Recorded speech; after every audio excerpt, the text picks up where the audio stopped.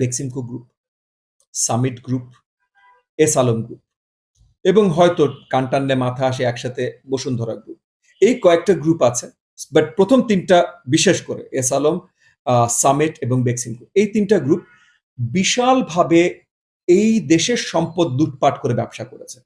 So ব্যবসায়ী group হিসাবেও এদের অ্যাসেটস গুলো কিছু ভিন্ন ব্যবস্থা করতে, যেমন আমি পার্সোনালি বিশ্বাস করি এবং মানে আপনাদের মাধ্যমে হয়তো সালাউদ্দিন সাহেব এবং ইন্টারিম সরকারের সবার কাছে আমি পৌঁছে দিতে চাই যে আমি পার্সোনালি বিশ্বাস করি যে S Alam group, Beximco group, summit group, even Bashundhara group, এদেরকে আর এই যে এত বড় স্ট্রাকচার গ্রুপ হিসাবে থাকতে দেয়া উচিত না এই দেশের মাটিতে।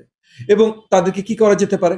দ্বিতীয় বিশ্বযুদ্ধের পর আমেরিকানরা যেমন জাইবাৎসু বাস্টিং করেছিল আপনার জাপানে, যে মডেলটা ব্যবহার করে আমরা একই মডেল ব্যবহার করে এই কোম্পানিগুলো ভেঙে এবং ওই পরিবারগুলোর যারা এই যে সরকারের সাথে সম্পৃক্ত লুটপাট করেছে তাদের মালিকানাগুলো সরিয়ে, এগুলো সবই কিন্তু পাবলিকলি ট্রেডেড কোম্পানি, সো তাদের মালিকানাগুলো সরিয়ে এই কোম্পানিগুলোকে আলাদা আলাদা এসবিও গুলোকে আলাদা আলাদা মার্কেটে ছেড়ে দিয়ে আমরা তাদেরকে সুন্দর পরিচালনার সুযোগ দিতে পারি, যেন এই যে তাদের যে হাজার হাজার লক্ষ লক্ষ কর্মচারীরা আছেন বা যা কিছু আছেন তারাও আহত না হয়, তাদের কাস্টমাররাও আহত না হয়, তাদের ব্যবসাও আহত না হয়।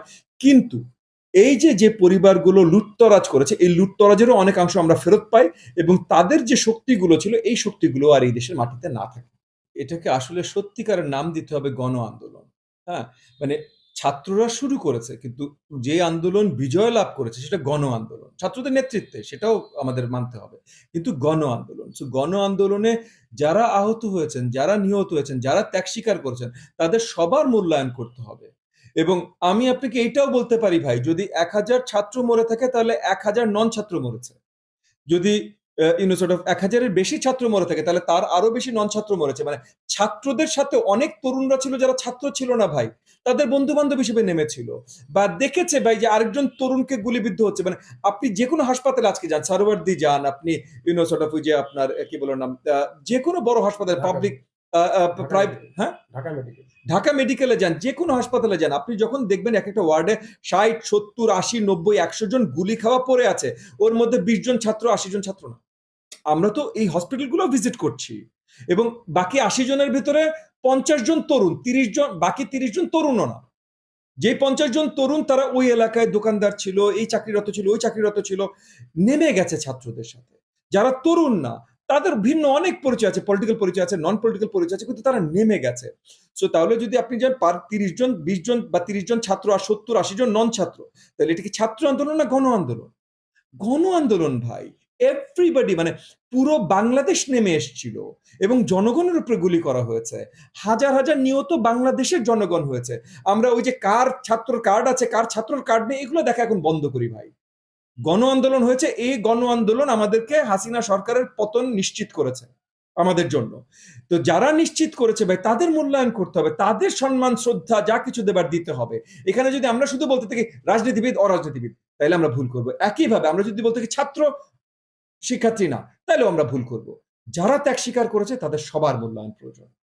যারা আপনার ব্যাংকিং অ্যান্ড ফাইন্যান্সিয়াল ট্রানজাকশন আমার থেকে আরো ভালো বোঝেন, জনাব সালাউদ্দিন সাহেব একসময় বাংলাদেশ ব্যাংকের গভর্নর ছিলেন এবং এই আরো অনেক বিজ্ঞ ব্যক্তিরা আছেন এগুলো নিয়ে কাজ করবার জন্য। জনাব সালাউদ্দিন সাহেব একটা কথা বলেছেন, যতদূর আমার মনে পড়ে, যদি আমি ভুল না করে থাকি, উনি বলেছেন যে আমরা বড়ভাবে প্রচেষ্টা করব যে যেই ১.৫ লক্ষ, না ১.৫ লক্ষ না, বোধহয় মানে আই থিংক $150 বিলিয়ন, এরকম কিছু একটা, $150 বিলিয়ন যেটা বাংলাদেশ থেকে লুট হয়েছে গত ১৫ বছরে, এগুলো আনার পুরোপুরি ব্যবস্থা ওনারা করবেন। সো এগুলো অনেক ধরনের ব্যবস্থা করা যেতে পারে।